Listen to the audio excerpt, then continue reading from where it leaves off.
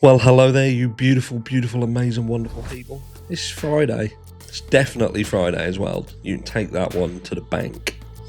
I'm getting good at this. Getting good knowing what day it is. It's all gonna go to pot at some point though. Anyway, I hope you are all well on this fabulous, fantastic, frisky, funky, flipping Friday. I hope you have a fantastic weekend as well. You're looking amazing. We're going to get straight into the meat and potatoes because today we've got two videos, minimum of two videos, and they're both going to be quite confronting, especially video 2. So if you're not subscribed to the channel, do it now. Do it now! Isn't that, was that Arnold Schwarzenegger? What was he in? Was that in Predator? Like, run to the chopper! That sort of thing. Anyway, I digress. A bit of a movie fan, me. But yeah, they're going to be quite confronting, especially video 2. So subscribe, hit the notification bell, like this video, just to be nice. Remember, karma and all that. And what we're going to talk about in video 2 later is this autism situation. Because it's drummed up a little bit of a conversation around Ann Taylor, taking shots at her specifically as well, and some thoughts and feelings of people, whether they are people who are ASD themselves or they may know or have children who are ASD. And I come from a place where me and my partner have a child who is in that category, and something has recently happened over the last few days that really makes you confront this specific situation. She's not killed anyone, by the way, but a situation has arisen, and I'm going to be very, very frank with it later on. But in this video, we're going to address Dateline, because in the next few hours, Dateline are going to be releasing a hit piece. Documentary, which I showed last night, a 5-minute segment from this, which is showing imagery around the car, even though in the imagery of the car, first of all, it looks like it's a ball of fire when you compare everything else that's in that video, and yet this car is just, you can't really see a lot about it. It definitely doesn't look like Brian Coberers' car. For a start off, it looks like it's got a sunroof. We've questioned this multiple times. I don't believe Brian Coberers' car has a sunroof. This one seems to have a sunroof. We also look at the various timestamps around it and the behaviour of the car itself. We know there's other cars around this area. We know that there's at least 2 other cars, the Chrysler and I believe the Ford Fusion. So there are other cars around the area at this time. But they are pushing it in a specific way. But they also raised other things around this as well, which we're going to touch on now.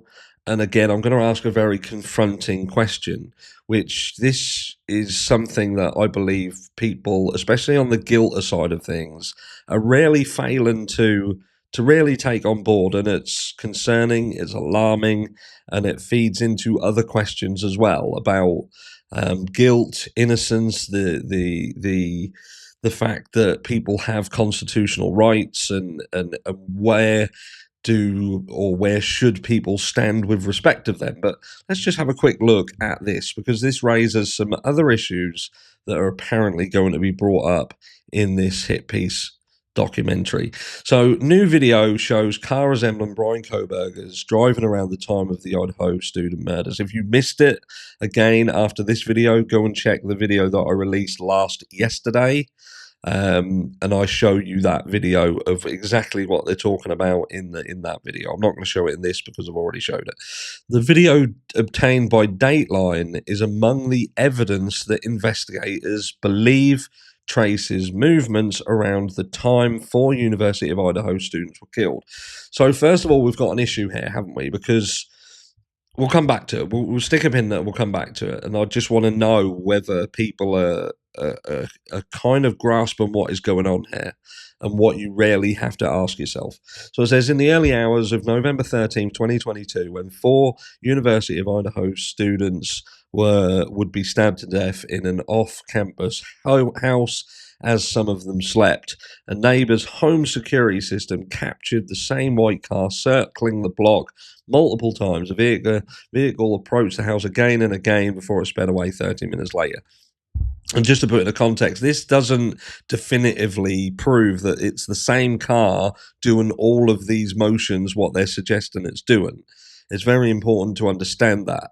They want to push it like it does, but it doesn't. It's not definitive proof that every time we see this car or a car, it's the same car, and most importantly, it's Brian Koberger's car. We don't know that. That is what the defense have got to have pushed on them from the prosecution, but equally there's at this stage there is no real evidence. It's speculation, it's conjecture, because there is other situations that lead them to believe that this is a possibility. It's circumstantial evidence when multiple things start to build up. It's that over-encompassing, there's this and there's this and there's this. So because there's so many, it makes this more probable. But it's the domino effect, isn't it? If you, however, remove one of those things, then the whole thing can fall down. But anyway, and sped away 13 minutes later. So we look at this, a vehicle approaches the house again and again before it sped away 30 minutes later. So again, we're tying into this, how long did the crime take? The previously unseen video obtained by Dateline offers another angle into the turbulent events at the time prosecutors believe the students were murdered. Photos and digital materials are included in a 2-hour special airing Friday that traces suspect Brian Koberger's movements and online habits before and after the killings that stunned the small community of Moscow, Idaho. And then it just tells you what time that is. So 9 p.m. Eastern, 8 p.m. Central, today, Friday. Investigators referred to a white Hyundai Elantra, believed to be from 2011 to 2013, as a critical clue, as they solicited the public's help in finding a suspect. It also remains one of several key pieces of evidence, including DNA and cell phone data, that prosecutors say ties Koberger to the crime scene. Koberger drove a white 2015 Elantra, which again we've gone over this to death. Initially looking for a 2011 to 13, Brian Koberger's 2015, and we've also got these aesthetic differences in there as well. I know there is a video floating around at the moment. I believe it was Lana at Truth and Transparency has covered the car extensively, bringing out information regarding whether that car was in fact a green car from the area. I'm yet to go into that fully understand or appreciate that, but we'll get there. Cell phone tower data and phone records also obtained by Dateline. So cell phone tower data and phone records have been obtained by Dateline. And this is indicating that an FBI cell phone expert said Koberger's phone connected to a cell tower providing coverage within 100 meters of the rental house. So let's just put this into context. We know that you can get caught on a mobile phone mast, if you like, and they have a huge range. The verbiage in this is suggesting that the car is within 100 meters of the rental house, which would go above and beyond just standard records. What we're looking at here is if in fact they are saying that they can further pinpoint Brian Koberger or these movements within 100 meters of the rental house, then they have additional records, which would then look at time advance reports, because it's only in time advance reports and more in-depth records that you would sort of learn beyond the general encompassing of being caught by a mast. We know that Brian Koberger could be caught on a tower in Moscow, Idaho, while himself being in Washington.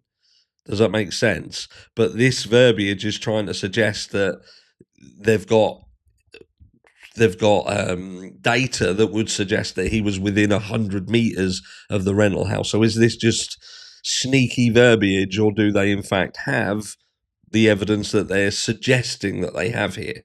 And this is where we're going to come to later on in the video. It connects 23 visits over 4 months, all after dark. One visit was just 6 days before the killings. And this gets worse, by the way.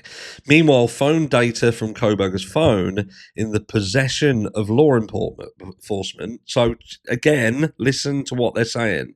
Meanwhile, phone data from Coberger's phone, which is in possession of law enforcement, includes internet searches in the weeks before and after the killings about serial killer Ted Bundy, and searches for pornography with the words forced, passed out, derugged, and sleeping. So, again, there's a lot to digest here. I'm going to come back on the screen so we don't forget what we're seeing.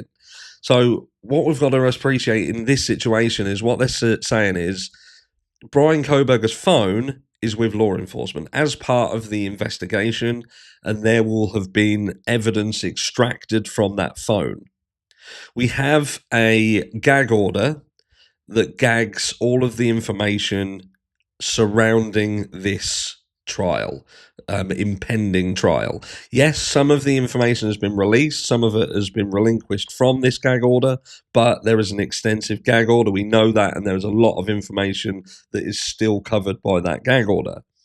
But we are seemingly seeing here a major mainstream media outlet claiming that they have potentially access to information pertaining to evidence that will be used against Brian Coberger that comes from a physical item of Brian Coberger's that is being held and is in possession of law enforcement. So let's take a step back and just think for 1 second, right? If you are a guilter, whether you're a pro-burger, down the middler, you have to answer the question, do you want the legal system to operate properly? Absolutely properly. And if you do, then how does that look to you? How does it functioning properly look? Do you believe that, because there's one of two things happening here, and there's no grey area with it. There is one of two things happening. Either this media outlet is flat out lying, they're lying, and they're lying for false propaganda to push out a narrative to taint the jury to believe that there is evidence in existence that proves the things that they're claiming. Like this goes on to say, I'm not going to go back into that. We don't, because we know, and we're going to watch it, and we'll go over it together.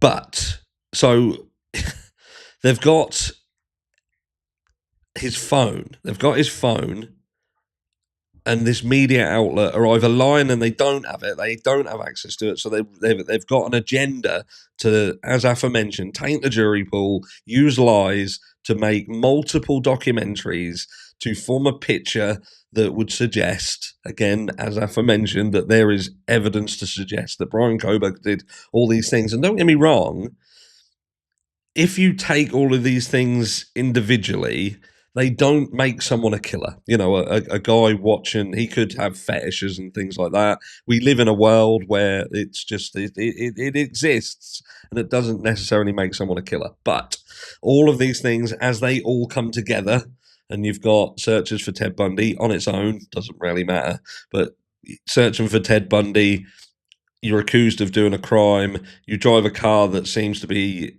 similar to the car that was involved in this. You also purchase a K-bar knife, which seems to be the weapon or one of the weapons that was used. You can see how things build up and build up and build up, and it gets to the point where there is a tipping point. There's a tipping point, and that is why people do consistently get convicted in circumstantial cases. Sometimes there isn't one solid piece of evidence, but there is lots of circumstantial evidence, and together they build a foundation for a solid conviction. But the issue is here is if they are not lying, if they're not lying and they genuinely have access to what they claim they're having access to, then doesn't that suggest that things are being leaked from within the system and they're being leaked to media to be utilized specifically for weaponizing information to feed out to the public to, again, taint the jury? Now, again, whether you're a pro-burger, down the middler, anti-burger, whatever, guilter, do you think that that's okay? Do you think that the ends justify the means? I suppose that's my question. And I know this is a confronting question, but there is no middle ground here. This Dateline thing is going to come out, and you really do have to ask these questions. Where does this information come from? Who said it? We've also heard Steve Gonsalves make statements when he's on channels like the Drunk Turkey Show saying, "Oh, there's so much more. There's so much more coming out. There's so much more." It's not, and alluding to the fact that there is more evidence that's going to come out that people are going to see, and there's nailing his coffin door shut. He then goes on to another one, which is Chris McDonough's, and he acts a lot more muted. He doesn't make those claims. It's a completely different feel, which kind of makes you feel, okay, so when you're on, the inebriated cock channel, you a certain way, you're much more animated, you're willing to say that there's so much more you've seen, so much more you've been told, but then you go on to an ex-cops, donuts channel and you don't mention any of that. So does that then mean that he's being disingenuous with Daniel, but then he's more genuine with Donut? I don't know. But then you have this come out and it seems to support what Steve Gonsalves is saying. So again, it's that same old question. Is there a leak? Is there a leak inside the prosecution, inside the court, inside law enforcement, inside FBI, whatever? Is there a leak that are utilizing the likes of Steve Gonsalves, the like of NBC, Dateline, to weaponize information in the hope to taint a jury? And then it goes further than that, because then you look at it like, is this information then accurate? Is it accurate? And if it is accurate, then again, is it right? If it's not, then are they weaponizing lies? There's so many questions around it, but the biggest and the most important question of all is, again, would you be happy with this? Even if you're a guilter, would you be happy to know that there is a leak inside the system and they are leaking information to people that they know will be vocal, and they will weaponize that information prior to the trial in the hopes to get a jump on the defense? And what is the game plan here? Are we thinking that they're going for an Alford plea? And for those of you who don't know what an Alford plea is, that is when the defense team, the accused, basically concedes and says, "Look, I appreciate that you've got enough evidence, and I'm fucked." Now, that doesn't necessarily mean that the person being accused says, "Look, I did it." They're not pleading then guilty. They are just succumbing to the fact that I'm not going to say I'm guilty, but I know that you have fucked me, and there's no way around it. I know that I can't argue that. I can't give you an alibi. I don't have a fucking alibi because I was on my own. And this evidence, what you've put together, is overwhelming. I've got no choice but to go down that route. So again, is that what they're pushing for? Are they hoping to have an Alford plea and get away with not having to put all of the families through what would be a grueling trial? Who knows? But let me know down below what you think. Again, this is quite confronting because we do have to, again, understand that this is either lies or there's a leak. Lies, leak. And if it's lies, are you happy with that? If there's a leak, are you happy with that? But it's one or the other. It is one or the other. So you have to answer that question. Let me know down below. I'll catch you all in the next one. Mwah.